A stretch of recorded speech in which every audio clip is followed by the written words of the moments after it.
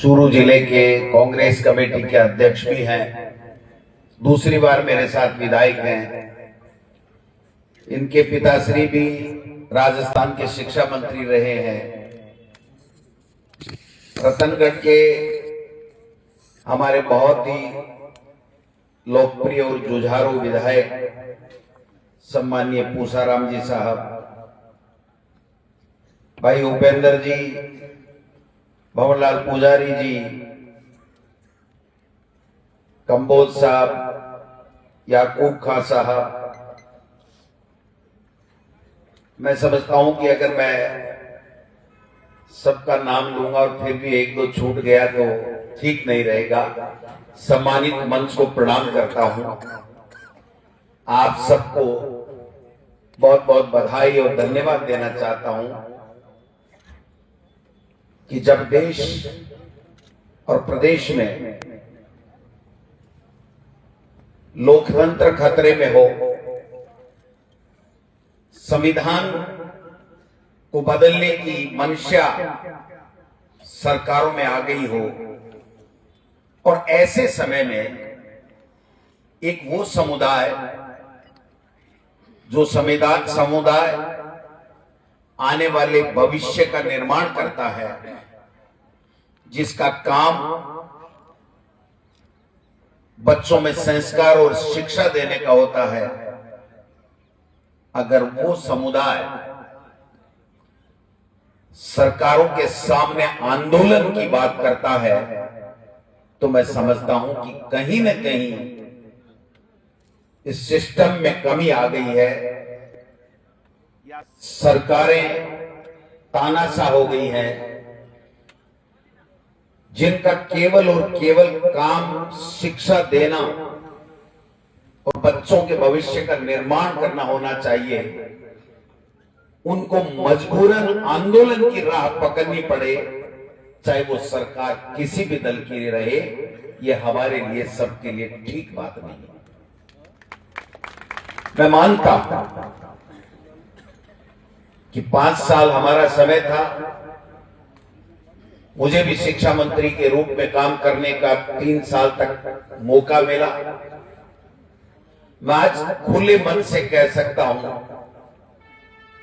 कि जो आपकी सब मांगे थी, जो जायज थी, हो सकता है वो मैं सब पूरी नहीं कर पाया, लेकिन मैं एक बात इस मंच के माध्यम से कह सकता हूं कि हमारी मंशा में खोट नहीं था। हमने कभी भी ये नहीं सोचा कि शिक्षक की, छात्र की, अभिभावक की, तीनों वर्गों की समस्याएं जूं की त्यों खड़ी रहे और हमारी राजनीतिक विरासत बची रहे और हम लोग सत्ता के शिखर पर यूं ही बने रहे। ये सोच हमारी नहीं रही। सरकारें आती हैं, जाती हैं, लेकिन उनका काम, सबसे प्रमुख काम, कि काम कितना करो कितना न करो छोड़ो। किसी में कम दम होता है, किसी में ज्यादा होता है, किसी का विजन कुछ होता है, किसी का कुछ होता है, लेकिन कम से कम सुनो तो सबकी। यहां तो सुनने के ही लाले पड़े हुए हैं। आज 12 साल हो गए इस देश के प्रधानमंत्री नरेंद्र मोदी जी को बने हुए, और एक दिन भी अगर उन्होंने मीडिया के सवाल लिए हो तो मुझे बता दीजिए। स्क्रिप्टेड इंटरव्यू जरूर दिए होंगे, और उस स्क्रिप्टेड इंटरव्यू में आप क्या खाते हो, सुबह कब उठते हो, मोर को दाना कब चुगाते हो, गाय से गलबैया कब करते हो बछड़े से, आप में इतना ऊर्जा कैसे आती है। और वो महामानव भी एक कदम आगे निकला। वो ये कह रहा, मैं तो बायोलॉजिकल, नॉन बायोलॉजिकल हूं। अरे वाह, नॉन बायोलॉजिकल। भाई साहब देश में रुक जा, सुन ले, कुछ काम की बात कर ले। और यहां तो शुक्ला साहब बहुत जोरदार, आपने अगर देखा हो तो हमारे तो यहां वो तो कहते हैं कि मैं नॉन बायोलॉजिकल हूं, ये तो कहते हैं भाई साहब मैं किसी का एहसान नहीं कराता। हमारा मुख्यमंत्री कहता है मुझे किसी ने नहीं बनाया, मेरी तो पर्ची खुली है। अब जब पर्ची खुल गई, एक भी विधायक ने अगर ये कहा हो कि हमारा मुख्यमंत्री भजनलाल जैसा होना चाहिए तो मुझे बता दो। हम तो कहते ही क्यों बीजेपी वाले ही नहीं कह रहे थे। भाई साहब तो खाने की कुर्सियों की व्यवस्था कर रहे थे।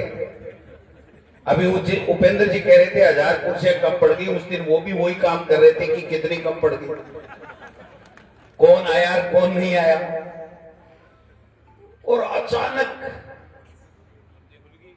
भगवान साक्षात प्रकट हुए और राजनाथ जी ने भगवान की दी हुई पर्ची, उस नॉन बायोलॉजिकल की दी हुई पर्ची निकाली और वो मुख्यमंत्री बन गए। और इससे भी बढ़ के काम हुआ, इससे बढ़ के काम क्या हुआ